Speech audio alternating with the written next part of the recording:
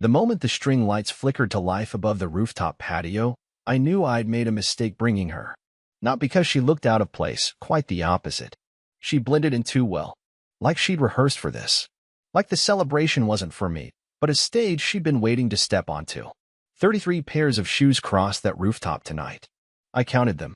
Anything to avoid counting how many times she glanced in my direction. Spoiler: 0. The playlist was mine.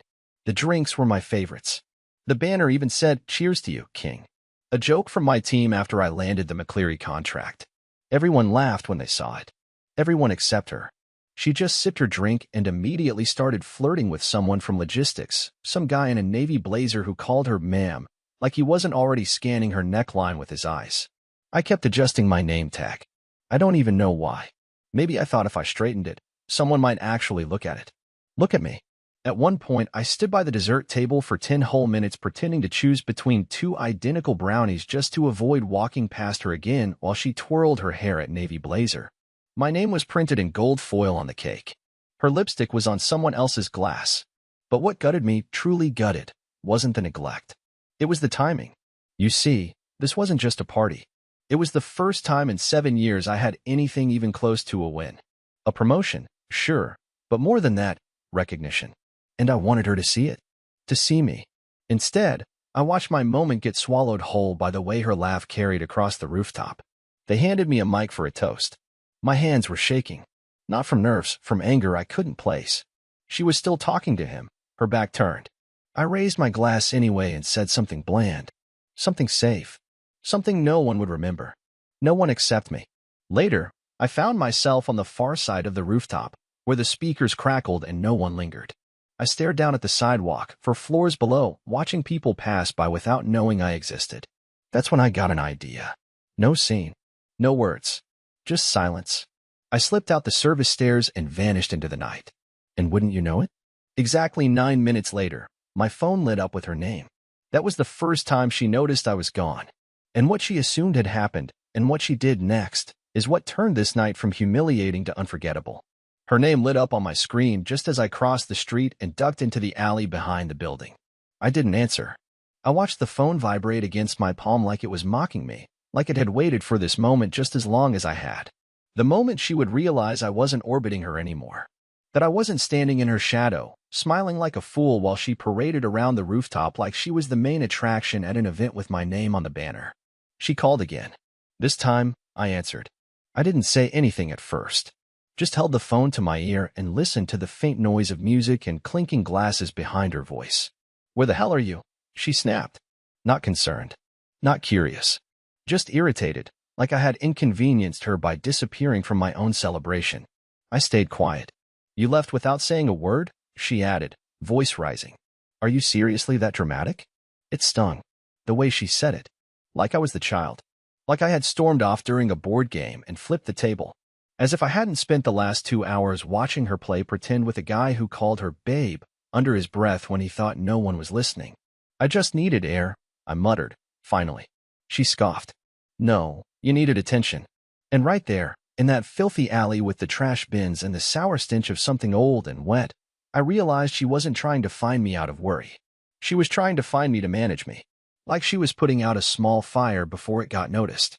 "I saw you with him," I said, flat. Cold. Not even angry anymore, just hollow. There was a pause. Just a second too long. Then she laughed. It wasn't even defensive, just lazy. "Are you serious right now?" she said, dragging the words out like I was the world's dumbest man. I was talking to someone. God forbid I socialize. You were touching his arm. Whispering. Laughing like you were already planning your exit together. I replied. My voice was shaking now. Not out of rage, it was something uglier.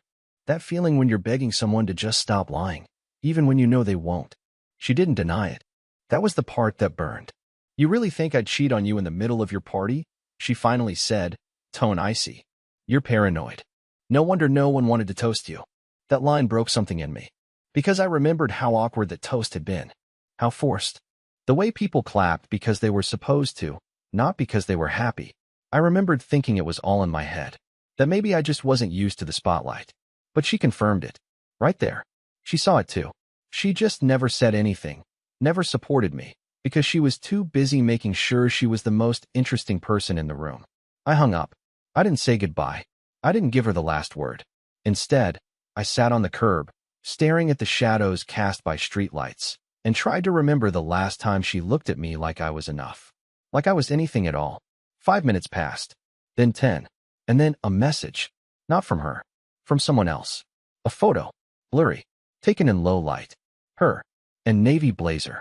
Not whispering this time. Not touching his arm. Kissing. Right there, behind one of the support beams on the rooftop. It wasn't me who took the photo, but it was someone I knew. Someone who saw what I didn't. Or maybe, someone who dared to look. And with that single image, the narrative shattered. Her defense fell apart. She thought I had left. That I wouldn't see. That she could erase her tracks before I found them. She was wrong.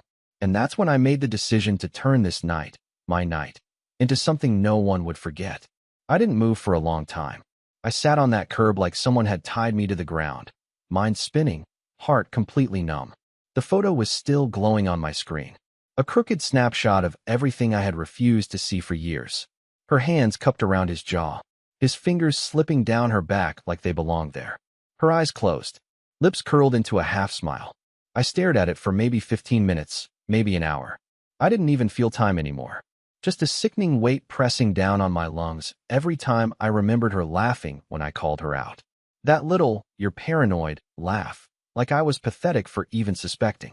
I wanted to go home, lock the door, fall into the quiet, and stay there. But something in me shifted. Not revenge. I'm not built for that. I'm not the guy who flips tables or smashes phones or screams on sidewalks. No, but I was tired of being rewritten in her version of the story. Tired of being the harmless, boring husband she could treat like wallpaper while she turned every event into her own runway. I wasn't going to destroy her. I was going to expose her with precision. Quiet. Measured. The way she'd never expect. I started with the photo. I didn't post it anywhere. I sent it to myself. Saved it in 2 separate drives. I wasn't going to confront her with it until the timing was perfect. But I needed proof.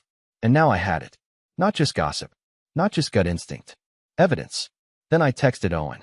Owen was the guy who took the picture. He wasn't a close friend. Just someone who had worked with me on the Cincinnati pitch a year ago. Decent guy. He knew something wasn't right when he saw her with navy blazer. Whose name, by the way, I found out was Travis. Because of course it was. Owen texted back almost instantly. Owen, man, I didn't want to get involved. But I couldn't believe what I saw. She's been around him all night. Me? Did they leave together? Owen, no. She went back inside after. Like nothing happened. Of course she did. I stood up, brushed off my pants, and walked down the block until I reached the far end of the building. The rooftop party was still glowing above. From the street, it looked beautiful. Music and laughter, sparkling lights, silhouettes moving through joy. No one up there knew what had just happened. And that's when I noticed her standing near the ledge. Not alone. Travis was back, standing way too close. I took out my phone and started recording. Not the kiss. That already happened. I wasn't trying to catch more evidence. I was recording her. The way she twirled her hair. The way she laughed with her whole body tilted forward. The same way she used to with me, back when we were still new and I was still someone she saw, not just someone she lived next to. They didn't kiss again, but it didn't matter. What I was capturing was who she really was when she thought I wasn't watching. I stopped the video after 30 seconds. And then I went back upstairs. She didn't see me at first. I stepped around the side, near the elevator entrance, and waited. I didn't go in swinging. Didn't call her name. Just waited. She turned. Her eyes landed on me. And that was the moment. Her face, the split-second panic before she plastered on the fake smile, told me everything. "Oh, you're back," she said, walking toward me. "I was just about to call again." "Sure you were." I smiled. Not because I felt like smiling, but because I needed her to think I was calm, that I was still the same harmless Bradley she always dismissed. "I just wanted to thank everyone before I go," I said, loud enough for a few heads nearby to turn. She blinked. "Wait, what?" I looked around, made brief eye contact with Darren, my boss, a few of the marketing guys. "Thank you for coming out tonight," I said. It really meant a lot to see who actually supports me. Some clapped. Others looked confused. But Lacey? She was frozen. I leaned closer to her and said quietly, "Don't follow me home tonight. We're going to do this a little differently." She opened her mouth to say something, but I was already walking away. This wasn't over. I didn't know yet what the end of this story would be, but for the first time in years, I wasn't just reacting. I was deciding. And what I decided next would change everything she thought she knew about me. I didn't sleep that night. Not even a little. I didn't toss or turn either. I just lay on the couch, arms crossed over my chest like I was bracing for impact, staring at the ceiling and listening to every tick of the hallway clock. She didn't come home. I wasn't surprised. She texted at 12:48 a.m., staying at Jenna's tonight. Thought you needed space. I didn't reply. Not because I was trying to punish her. I just couldn't stomach another lie wrapped in faux concern. Jenna lived 2 towns over, was 7 months pregnant, and asleep by 9 p.m. every night. Lacey knew that I knew. She was daring me to call her bluff. But I didn't. Not yet. I needed her to feel safe, unchallenged, so she'd keep lying freely, carelessly. Every word she gave me now was a thread unraveling her story. By morning, I had already changed every password in the house. Bank logins, utilities, subscriptions, even the damn grocery app. I transferred what was legally mine into an account she didn't know about. I wasn't cleaning her out. I was protecting myself from being financially sucker-punched when this exploded, which it would. Soon. Around 9:15 a.m., the garage door whined open. I stayed on the couch, phone in hand, and waited. Her footsteps came in light. Too light, like she was trying to sound innocent. When she turned the corner and saw me sitting upright, fully dressed, hair combed, laptop open on the coffee table, she flinched. It was subtle, but I saw it. "Oh, you're up early," she said, adjusting her coat like it mattered. "I was never asleep," I replied. She hesitated, smiled that weak, slow smile that used to disarm me. "I didn't want to fight. That's why I gave you space." "You didn't stay at Jenna's," I said flatly. Her face stiffened. "Excuse me." I opened my laptop, turned the screen toward her, played the 30-second rooftop video on mute. No kiss, just her body language, her posture, her hand brushing his chest like it was second nature. She stared at it, blinked twice. "Someone sent it to me," I added, along with the photo from earlier. She didn't speak. I could tell she was scrolling through possible responses in her head, trying to calculate which version of the truth would hurt her the least. But she underestimated something. I wasn't playing defense anymore. "You don't get to explain this away," I said. "You don't get to paint me as jealous or paranoid. Not this time." She stepped back, exhaled sharply, and said, "You're blowing this way out of proportion. Nothing happened. We were just talking." "I didn't ask what happened," I replied. "I'm telling you what comes next." That's when she laughed. Out loud. A bitter, guttural sound. "Oh, come on, Bradley. What are you gonna do? Leave me? You'd fall apart in 2 weeks. You need me." It wasn't even the words that gutted me. It was the ease. The way she meant it. Like she'd already played out a dozen versions of this confrontation in her head and dismissed all of them as irrelevant. She thought I would collapse like I always had. Grovel. Apologize for misinterpreting. Beg for closeness. She didn't realize something irreversible had cracked inside me. "I already moved half the money into a separate account," I said, eyes locked on hers. "I've made an appointment with a lawyer. And your name's off the insurance by next week." Her smirk faltered. "You're lying," she said. I stood and walked past her, grabbing the envelope I'd printed last night. Inside, screenshots, statements, timelines. A short note at the bottom. "We both know this wasn't sudden." I dropped it on the kitchen counter like a feather. Not a threat, just a document. She picked it up, hands trembling. "This is insane," she whispered. "You're throwing everything away over some misunderstanding." "No," I said. "You threw it away the moment you decided your ego mattered more than my dignity. You just thought I wouldn't notice. Or worse, that I'd notice and still stay." Silence. And then, tears. Maybe real, maybe not. I couldn't tell anymore. "I didn't mean to hurt you," she said, voice cracking. "I know," I replied. "That's what makes it worse. You hurt me without even flinching." She stood there, in the house we built together, suddenly small. Like a stranger waiting for instructions. But I had none. "I need you to leave," I said. "Not forever. Not yet. Just for now." And to my surprise, she did. No screaming. No threats. Just silence. But I knew better. The storm was coming. The one where she'd try to twist the story, reclaim control, turn my pain into drama and her betrayal into a misstep. But I was ready. Because this time, I wasn't going to let her narrate my downfall. I was going to write the ending myself. She was gone by midday. She didn't take much, just her phone, her keys, and the overnight bag I suspected she had already packed the night before the party. I watched her drive away from the upstairs window without moving, without blinking. For a moment, I almost felt nothing. And then, once the tail lights disappeared around the corner, it hit me, not grief, not heartbreak, but a silence so thick it rattled the walls. A silence I had never heard in this house before. Not even when she used to give me the cold shoulder after fights.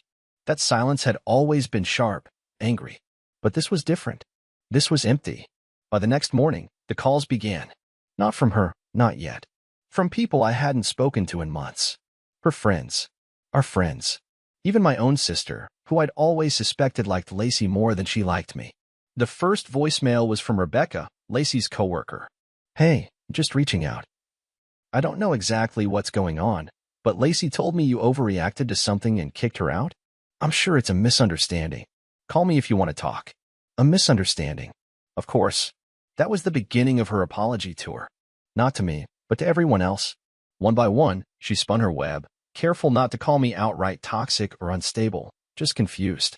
Overwhelmed. She painted me as a good man having a bit of a breakdown under pressure. And the worst part? People bought it. Even my sister, Charlotte. She's scared, Brad, Charlotte said during her call that night. She said you're shutting her out and not letting her explain. Maybe just hear her out. I didn't get angry. Not even frustrated. I just asked one question. Did she tell you about the kiss? There was a pause. A long one. No, Charlotte said slowly. She just said there was a conversation you misread. I have a photo, I said, taken by someone who was there. Not blurry. Not vague. A photo that shows her with another man while I was giving a speech to a room full of people clapping for me. More silence. I'm sending it to you now, I added. And I did. Not out of spite. Not a shock. But because I was tired of being the only one who saw it. If Lacey was going to wage a charm offensive, I needed at least one person in my corner who knew the truth. Charlotte called back 5 minutes later. Her voice shook this time. Brad.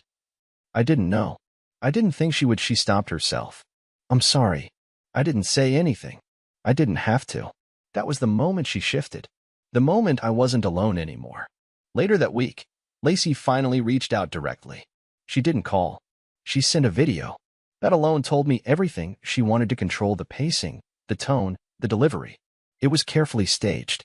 She sat by the window, the light hitting her face just right, makeup subtle but flawless.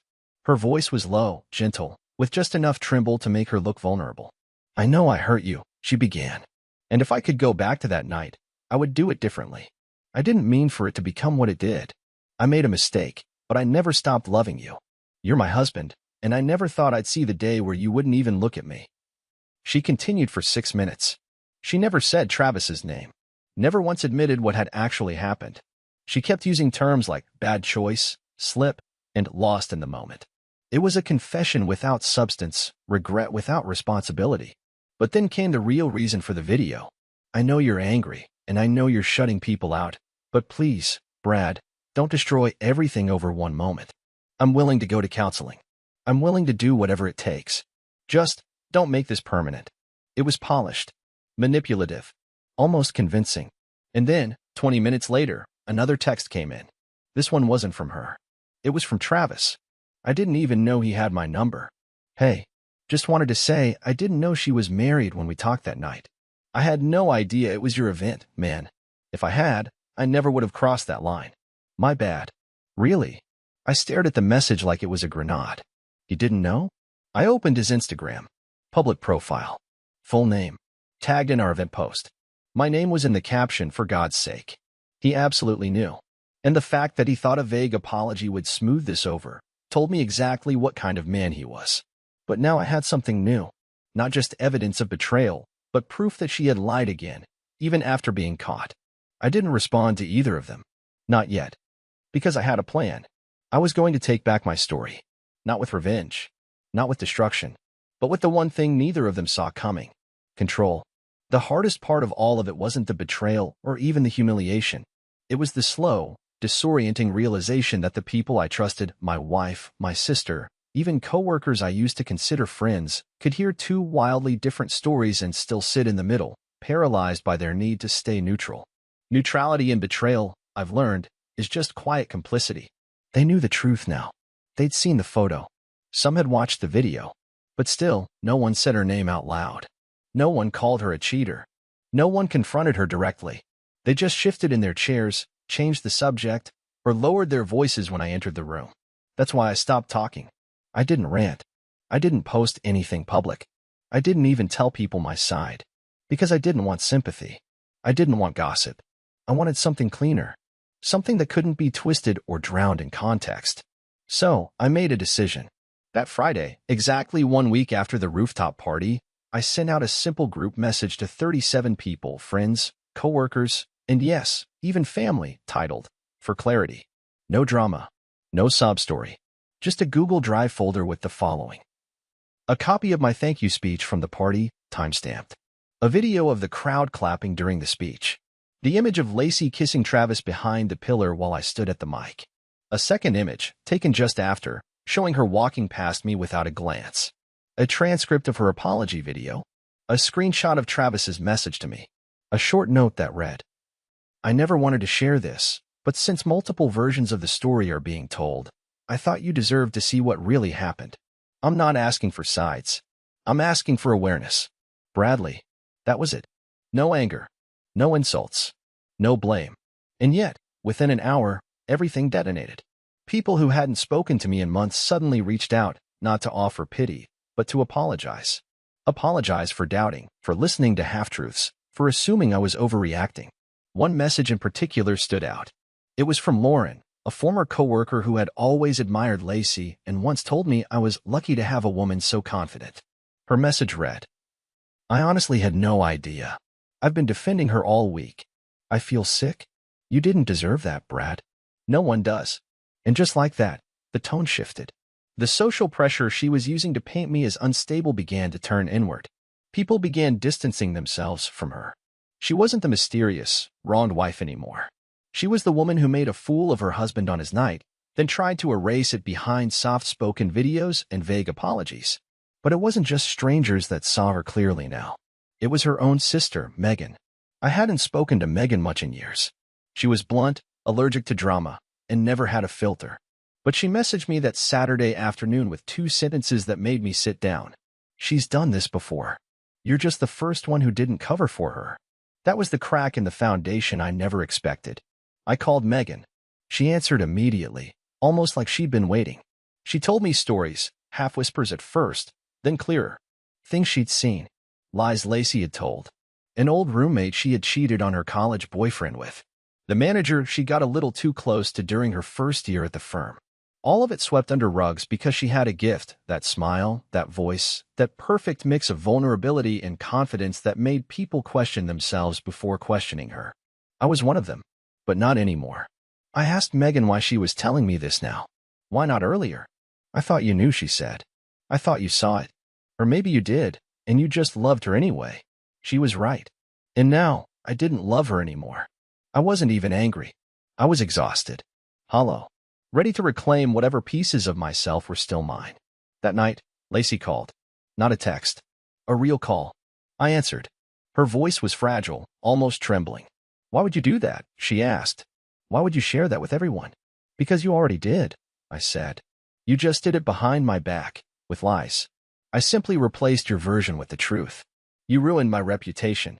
"No," I said, calmly. "You did that. I just stopped covering for you." She went quiet. Then she asked, "So what now? Is this it? Is this how we end?" "I don't know," I told her honestly. "But for the first time, it's not your call." And I hung up. That night, I slept like a man who finally found the off switch on a screaming alarm that had been ringing in his head for years. The week after I sent the drive folder was quiet in a way that didn't feel peaceful, it felt loaded. The kind of silence you hear right before something breaks. I kept expecting another message from Lacey. Another voicemail. Another perfectly curated apology. But the line stayed cold. Nothing. She didn't call, she didn't text, she didn't even show up at the house.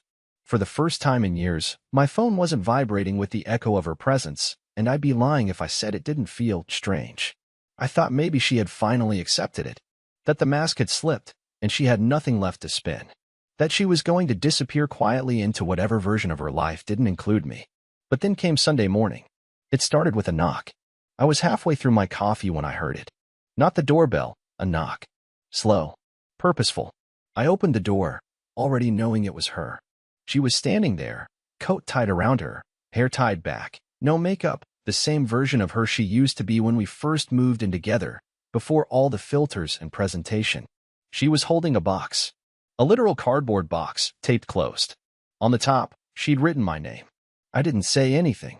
I stepped aside, letting her in not because I wanted her inside, but because I wasn't going to give her the satisfaction of begging on the front porch for an audience. She placed the box on the coffee table, took off her coat like she still lived here, and sat down on the farthest cushion. "It's not what you think," she said, already defending something I hadn't accused. "I haven't said a word," I replied. She nodded, swallowed, and started talking anyway, about how things had gotten complicated, how she had felt invisible, how that night was never about hurting me, just about feeling seen in a moment where I had, in her words, become bigger than the room. That's how she framed it. That my success, my moment, made her feel small. "I didn't mean to fall into something with Travis," she added, eyes flicking toward the window. "It wasn't planned. It just happened." "You kissed him," I said, while I was giving a speech to a room full of people clapping for me. "I know. While I was thanking you, by name." She looked down at her hands. I panicked. "I didn't expect you to find out." And there it was, the sentence that summed up everything. She wasn't sorry it happened. She was sorry she got caught. "You used to say I was your best friend," I told her, more to myself than to her. "How do you betray your best friend like that?" She didn't answer. Instead, she pushed the box toward me. "I packed what I thought you'd want back. Letters. Photos. That ugly mug you kept on your nightstand. You can throw it away if you want." I didn't touch it. She stood up, smoothed her coat, and added one more thing before heading to the door. "I'm pregnant." It landed in the air like a fire alarm. My chest locked. My breath caught. Everything around me blurred. "You're what?" I asked, my voice barely above a whisper. She didn't flinch. 2 months. I found out last week." Silence stretched between us, long and cruel. I did the math in my head. It could be mine, but it could just as easily be his. And the fact that she waited this long to tell me, waited until after the truth came out, until after her story collapsed, told me everything. "You want me to believe this is mine?" I asked slowly. "I'm not asking for anything," she said quickly. "I just thought you deserved to know." That was a lie. She was asking for everything: forgiveness, sympathy, a new narrative. She wanted to change the tone, to rewrite the story from villain to victim to expectant mother trying to do the right thing. "I'll take a test," she offered. "We can do the math together." I'm not trying to trap you, Bradley. But she was. Or at least, she was hoping that even the possibility of fatherhood would be enough to pull me back into her orbit. That it would make me question everything I'd already accepted. And for a second, just a second, I almost did. I imagined the future. A child. Sleepless nights. First words. A life split between visits and custody agreements. And in every version of that future, I was always the one carrying the guilt, bending to keep the peace, doing what was right, while she rewrote the script. I looked her straight in the eye and said, "When you're ready to prove it, let me know. Until then, don't come back here again." She didn't argue. She didn't cry. She just left. And when the door closed, the silence that followed felt different than before. Not hollow, not loaded, but final. And yet, deep down, I knew this wasn't the end. Because people like Lacey never end things. They loop. They circle back. They find cracks in the foundation and slip through them when you're not looking. After she left that morning, after the bombshell, after the quiet, I sat there for hours without touching the box she left. I just stared at it like it might move or whisper or unravel some secret that would make all of this make sense. But there was nothing inside it that could undo the damage. A box of our history, that's all it was. A box of things that once meant something, now reduced to props in a story I didn't believe in anymore.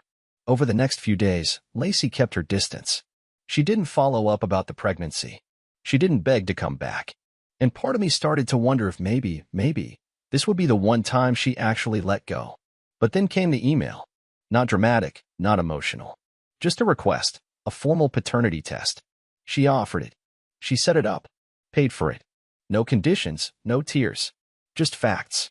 And that's when the shift truly happened inside me. Because for once, she wasn't trying to manipulate the narrative, she was surrendering control of it. We did the test. It took a week. I didn't tell anyone. Not my sister, not my friends, not even Megan. I needed space to prepare for either outcome, to be a father, or to finally walk away with nothing left tethering me to her world. The result came on a Wednesday morning, in an email so ordinary I nearly missed it. Negative. The child wasn't mine. I read that line 5 times. Let it sink in like sunlight into cold skin. I didn't feel angry. I didn't cry. I just exhaled, a long, quiet breath that had been sitting in my lungs since the rooftop party. I was free. Really, actually free. There would be no shared custody. No court visits. No long, painful compromise dressed up as doing the right thing. There would be no more loop. No more rewriting the same chapter. Lacey and I weren't tangled in a tragedy anymore. We were just over. I sent her one final message. I wish you peace. I won't speak about you again, and I won't respond after this. Whatever you decide to do next, I hope it's honest. Take care. She never replied. A month later, I moved out of the house. Not because I had to, it was legally mine, but because I didn't want to live in a museum of old decisions. I found a small place on the edge of town. Quiet, bright, nothing fancy. I got a dog. Started biking on the weekends.